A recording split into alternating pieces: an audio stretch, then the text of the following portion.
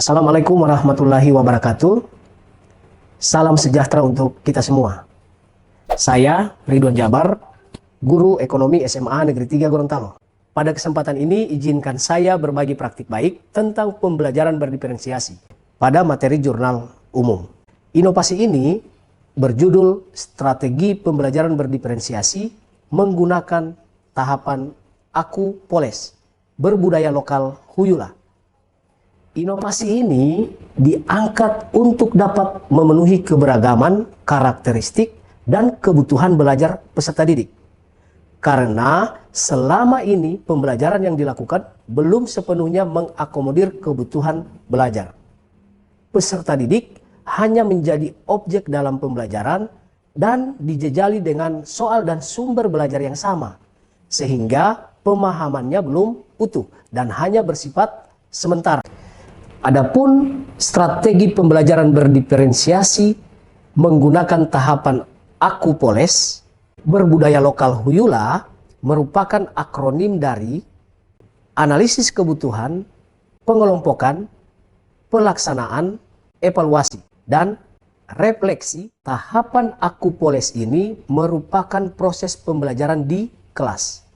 Sedangkan pembelajaran yang berbasis budaya lokal Huyula merupakan penumbuhan nilai karakter budaya lokal masyarakat Gorontalo, yaitu gotong royong.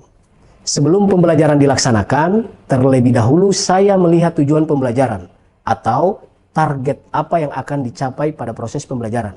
Saya juga menyiapkan berbagai sumber belajar yang relevan. Beberapa sumber belajar yang saya siapkan diantaranya video materi belajar, komik digital, podcast, dan modul atau buku bacaan yang memuat materi tentang jurnal umum.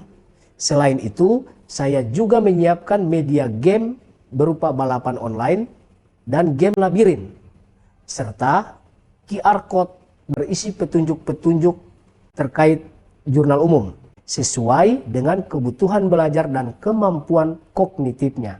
Selanjutnya, saya menautkan sumber belajar beragam tersebut ke blok pembelajaran yang telah saya buat. Selain itu, pada pertemuan sebelumnya, saya sudah menugaskan kepada peserta didik untuk mengunjungi, mewawancarai, dan mencatat transaksi kegiatan usaha yang beragam. Ada yang ke laundry, bengkel, salon, dan usaha fotokopi. Hal ini untuk melatih peserta didik bernalar kritis, memecahkan soal transaksi yang lebih kontekstual. Tahapan ini diawali dengan analisis kebutuhan, yaitu asesmen diagnostik. Asesmen diagnostik ini sangat penting untuk mengenali tipe belajar dan kemampuan awal peserta didik kita. Nah, dalam hal ini saya mengembangkan dua asesmen diagnostik, yaitu asesmen diagnostik kognitif dan non-kognitif. Asesmen diagnostik kognitif saya berikan dalam dua jenis instrumen, yaitu soal objektif dalam bentuk kuisis dan soal uraian mencatat transaksi usaha jasa ke jurnal umum. Hasil asesmen kognitif dijadikan dasar dalam membentuk kelompok agar kelompok yang terbentuk benar-benar beragam dari sisi kesiapan belajarnya. Asesmen non-kognitif digunakan untuk mengenali minat dan gaya belajar mereka. Dan ternyata mereka memiliki beragam gaya belajar, yaitu auditori, visual, dan kinestetik. Tahapan berikutnya adalah tahapan pengelompokan. Tahapan ini merupakan tindak lanjut dari analisis asesmen diagnostik. Tahapan pengelompokan dilakukan dengan dua model, yakni pengelompokan peserta didik dan pengelompokan konten materi. Pengelompokan peserta didik berdasarkan hasil asesmen diagnostik kognitif yang didapatkan. Sehingga jumlah peserta didik dalam setiap kelompok terdistribusi normal, kesiapan belajarnya, dan heterogen. Sedangkan pengelompokan konten adalah bagaimana guru merancang konten yang akan diberikan ke peserta didik sesuai dengan gaya belajarnya. Pengelompokan konten tersebut dirancang menggunakan aktivitas lembar kerja Huyula. Tahapan berikutnya adalah tahapan proses belajar. Tahapan ini sangat penting di mana guru melaksanakan implementasi pembelajaran berdasarkan hasil asesmen diagnostik, pengelompokan peserta didik, dan konten materi.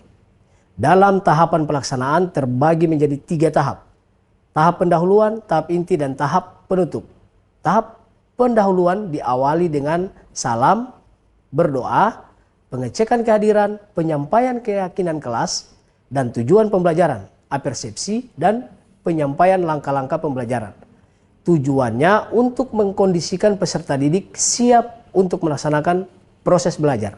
Sedangkan pada tahap inti, guru membagi kelompok berdasarkan kelompok yang sudah ditentukan. Dalam setiap kelompok tersebut tersebar secara normal peserta didik berdasarkan kesiapan belajar dan gaya belajar yang beragam. Aktivitas kelompok adalah mengamati, membaca, memahami, dan mengidentifikasi transaksi usaha jasa melalui blok pembelajaran ekonomi yang telah saya buat. Dalam kelompok peserta didik diberikan konten materi sesuai dengan gaya belajar. Anak dengan gaya belajar visual mengakses konten materi video pembelajaran yang tidak bisa di-skip dan ada pertanyaannya. Dan komik digital. Untuk anak dengan gaya belajar auditori, saya siapkan materi podcast dan menerima penjelasan dari guru. Jadi berdasarkan transaksi yang terjadi, ini kan Tuan Makmur menyetorkan uang pribadinya sebagai tambahan modal sebesar 20 juta. Nah, bagaimana pencatatannya dalam jurnal umum? Nah, coba lihat.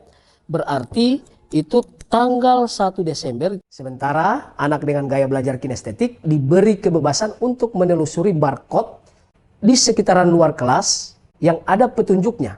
Dan juga mereka saya siapkan game berupa balapan kuis online dan game labirin, di mana mereka harus menyelesaikan semua pertanyaan untuk menuju garis finish. Dan masih di dalam kelompok, saya membimbing peserta didik secara langsung bagi kategori yang belum paham. Sedangkan kategori paham, sebagian berdiskusi dengan tutor sebaya, dan untuk kategori paham utuh diberikan pengayaan materi. Selanjutnya, saya membagi lembar kerja Huyula dan menjelaskan prosedur dan tahapan penyelesaian lembar kerja Huyula tersebut. Setiap peserta didik mengerjakan lembar kerja Huyula yang berbeda, yang nantinya mereka akan presentasikan di akhir pembelajaran. Pada proses penyelesaian LKH ini mengedepankan nilai-nilai kearifan lokal gotong royong, yaitu Huyula. Oke, jadi kegiatan di kelompok dengan lembar kerja Huyula dipastikan bahwa teman di dalam kelompoknya itu paham. Jangan sampai cuman Padil yang paham, kemudian Jalpa tidak paham. Jadi ketika ada yang tidak paham, itu dibantu. Nah, itu budaya gotong royong, saling kerjasama, saling kolaborasi. Pada saat pembelajaran, saya melakukan ice breaking untuk mencairkan suasana pembelajaran. Tahap selanjutnya adalah evaluasi. Saya melakukan evaluasi terhadap proses pembelajaran yang berlangsung.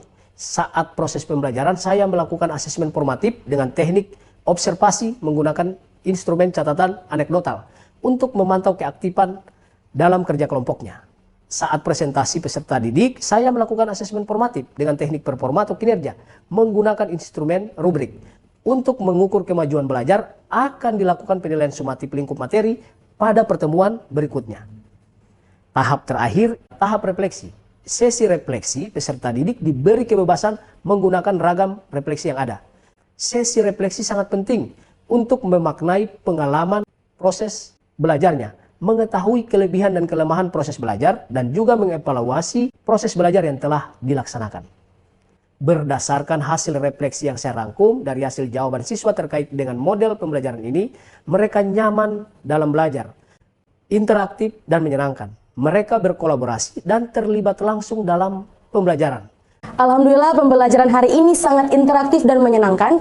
Saya yang awalnya kesulitan, sekarang sudah memahami dan mampu melakukan pencatatan jurnal umum dengan baik, teliti, dan jujur.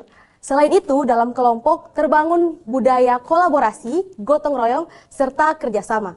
Jadi menurut saya pembelajaran hari ini menarik karena kita diberi kebebasan untuk belajar melalui minat dan gaya belajar kita masing-masing.